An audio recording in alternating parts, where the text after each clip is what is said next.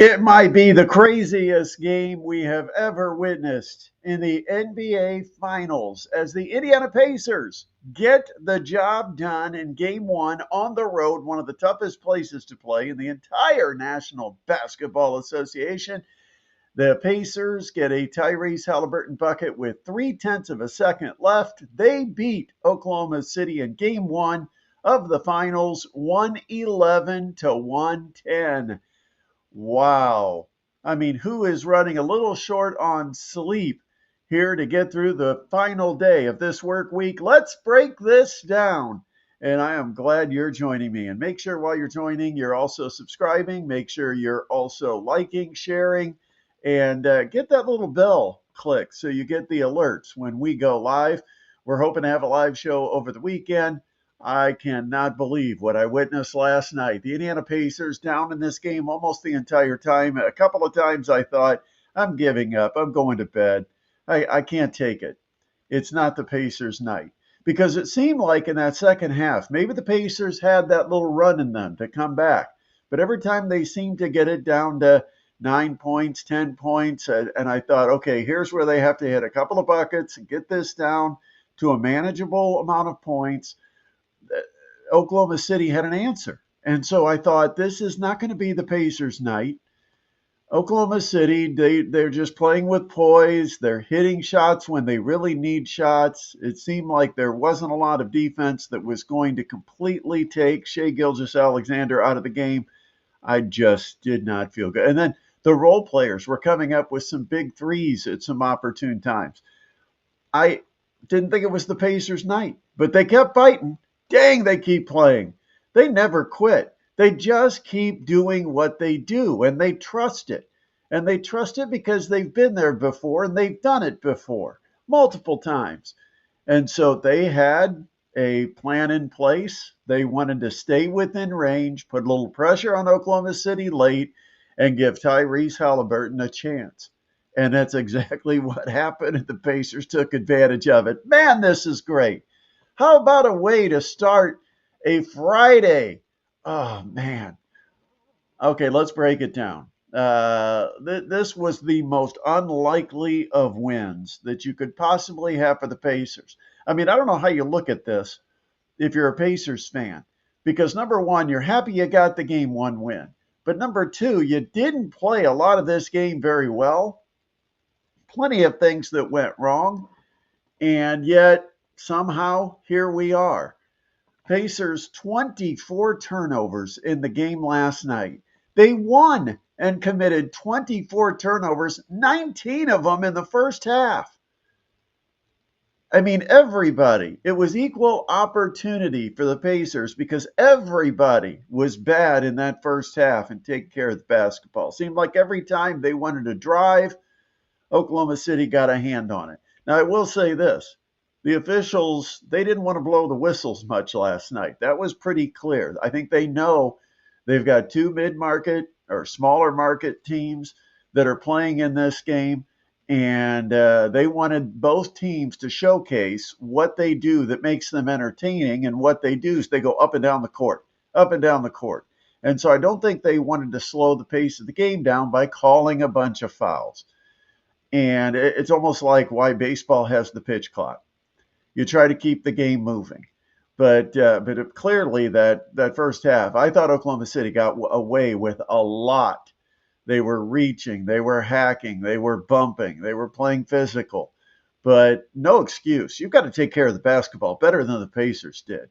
I mean, a lot of times they're just handing the ball right out in front of them and saying, here, slap it away. I mean, Miles Turner. I mean, there were a couple of plays in that first half that just had me so frustrated because he's got a small guy on him. And they get it to him 3 feet from the basket, and he had it knocked away. And then another time he let a little guy swing around where he didn't get a wide base. He didn't keep him sealed off, and the ball was knocked away that time. So, and then Obi Toppin, could you play any worse in that first half? Two balls just sailed into the backcourt. I mean, first of all, that's not the place to save it, because if your man isn't back there, then it could lead to an easy layup. But Obi Toppin was not good. early and take care of the basketball. And the crazy thing is both of those guys, Miles Turner and Obi Toppin, ended up hitting some big threes down the stretch for the Indiana Pacers. So I don't know if that balances things out. I had this debate with someone on text last night about Miles Turner. I said he has just enough 3-pointers that Pacers fans tolerate him. But he becomes so frustrating because as a big, he's not a very good rebounder. He doesn't have great hands. He's slow on his feet. When he gets going one direction, it's almost like having to go to a calendar to see when he actually can reverse and go the other direction. And uh, and yet, what he does, he hits threes, and usually for Miles Turner, he ends up hitting a big three that's a key in a ball game. And he had a couple of them last night. In fact, I think he kind of ignited a little bit of that fourth quarter rally. But the Pacers, 24 turnovers, 19 in the first half.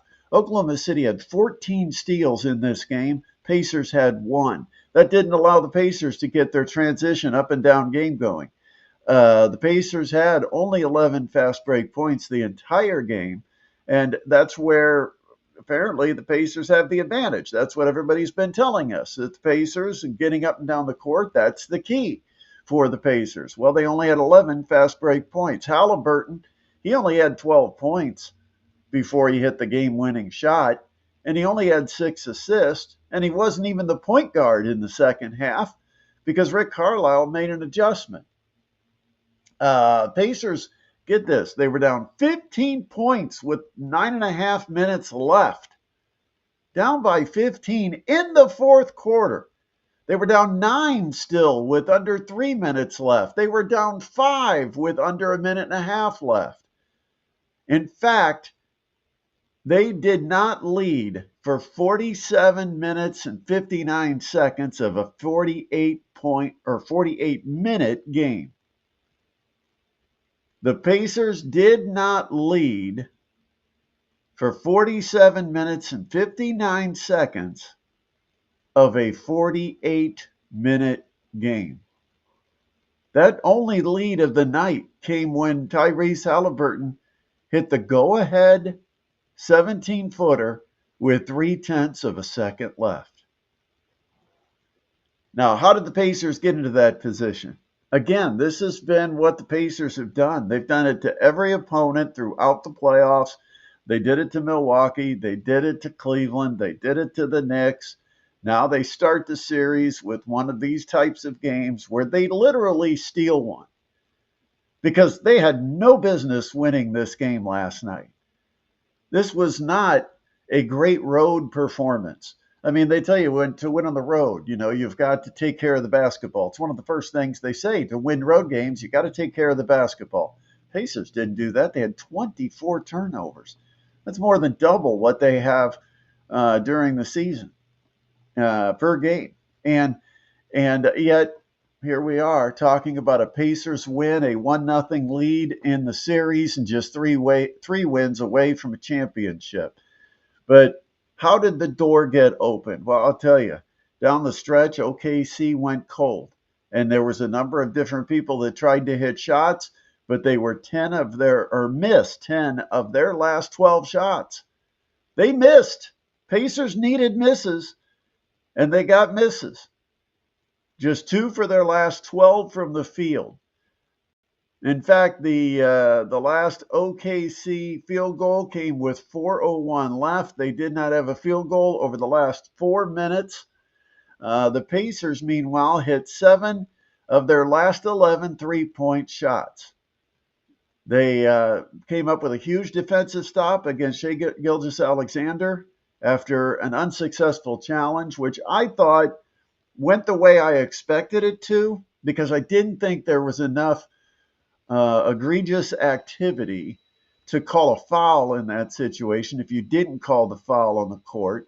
I thought there was a foul, but the problem is Siakam got knocked down on a play that, there just wasn't enough there to overturn it. It wasn't obvious enough. It looked like 2 players with a direct line for the basketball, and as they got closer to the ball and closer together, they bumped. Siakam went down. Was there an advantage in the angle, and was it a foul? It ended up going the way I thought it would go. But I also thought Rick Carlisle had to challenge it, so I wasn't too concerned about that. At least it's not like hockey where you get penalized for an unsuccessful challenge. In basketball, it just ends up being out of bounds like nothing ever happened. But they have an unsuccessful challenge. Shai Gilgeous-Alexander drives, has to pull up and take about a 14-footer, and he misses it. Pacers rebound. They find Haliburton. Clearly, everybody on the court was looking for where's Haliburton. He goes all the way to the left side of the court to get the ball. That way it freed him up to dribble across to the right and get the ball in his right hand. He's much more comfortable if he's able to take the shot while dribbling with the right hand.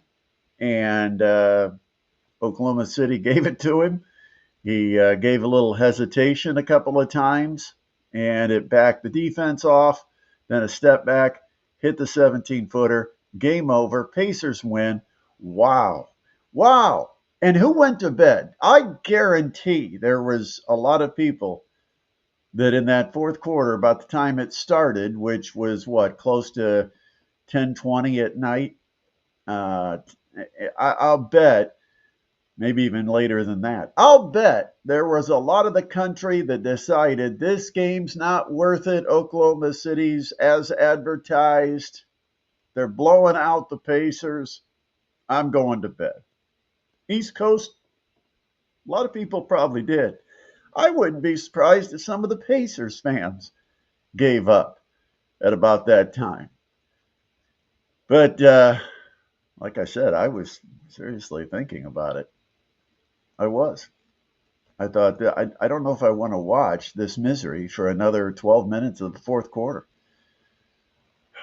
But I stuck it out because I'm a diehard. I wanted to see what happened down the stretch. And the Pacers get the win. Game one goes to Indiana. And all those national experts, put that in quotes, yeah, they picked Oklahoma City.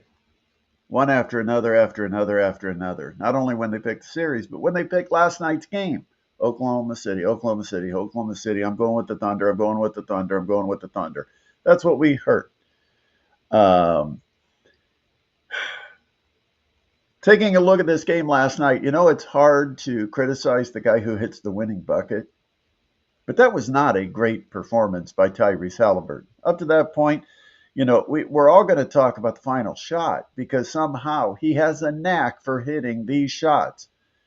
But the reason the Pacers got into that position was not because of Tyrese Haliburton. A lot of the different, Obi Toppin, Miles Turner hit threes. Nembhard had a couple of big buckets. Oklahoma City did kind of what Oklahoma City does, and they make it very tough on the top player for the other team to dominate a basketball game. Tyrese Haliburton wasn't close to dominating last night's game. He had 12 points before he hit that final bucket. He ended up with just 6 assists. Now, I know he didn't have the ball in his hands, and he wasn't the point guard, the primary point guard in that second half, but didn't have his best game. I hope he can have a bounce back. The Pacers failed numerous times, and I think this is going to be part of the film session in the next day or two. They had mismatches. For some reason, Oklahoma City went to a small lineup, and there were plenty of times where Miles Turner or Pascal Siakam ended up with a guy that's like 6'3", 6'4", guarding him at the basket. And the Pacers have to find ways to take advantage of that. When you've got a guy that's 6'11", 7 feet tall, and you've got a 6'3", 6'4" guy guarding him at the rim, you've got to be able to get it to that big, and he's got to be able to finish. They tried to get it to Miles a couple of times. Once it was knocked away. And I know Shai Gilgeous-Alexander did it once on Miles down low. And Shai Gilgeous-Alexander 6'6". But they had times where Caruso was guarding Pascal Siakam at the basket. And the Pacers couldn't take advantage of that. So they're going to have to figure out how to identify that, look for it, and take advantage of it. How do they clear out? How do they provide space? How do they get the entry pass to the guy so he's not forced away from the basket and he can catch it very close to the rim? Because they do need to take advantage of that. Also, last night, Toppin was not good early. looked like he settled down. Turner was not effective through a lot of this game. And then interesting move by Rick Carlisle last night. Because of the way that Haliburton was being defended, and I don't know if it was